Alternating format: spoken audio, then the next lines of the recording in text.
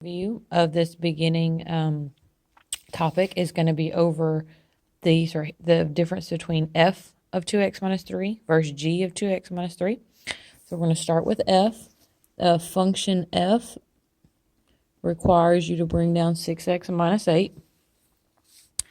And as you see here, it replaced x with 2x minus 3.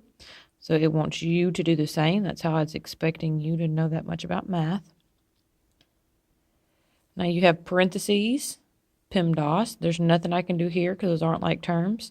No exponents.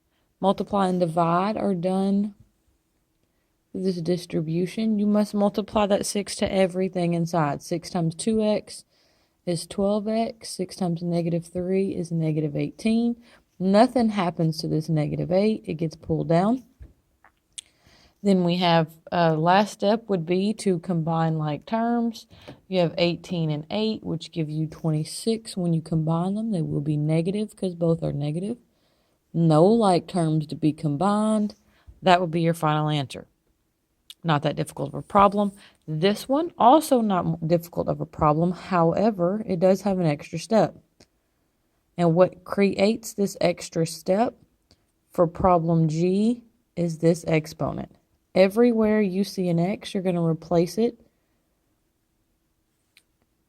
the same way we did in the first problem. However, as you can tell here, we get rid of the p part of PEMDAS because there's nothing I can do with parentheses, but it does have an exponent.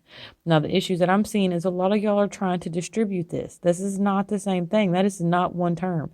This is two different terms. Now, what this means is you're saying 2x minus 3 times itself. Now, there you would begin to FOIL, as a lot of y'all say, because it's a 2 by 2.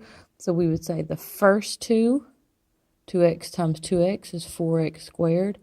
O for outside, negative 3 times 2x is negative 6x. I, inside, negative 3 times 2x is negative 6x. And last, positive 9. Any like terms that can be combined would be right here.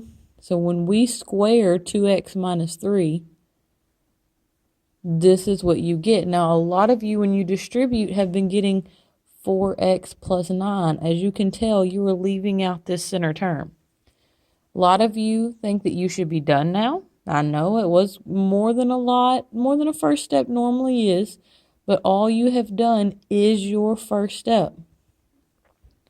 I have substituted this 2x minus 3 squared for what happens when you square it.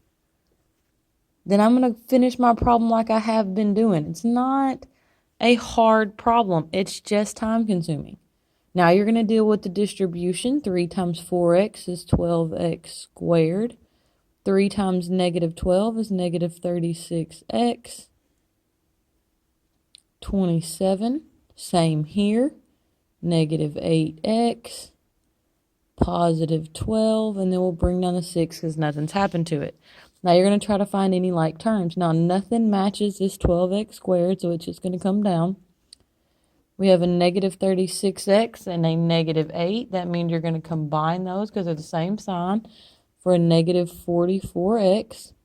And then you have a 27. Mark them out when you do them.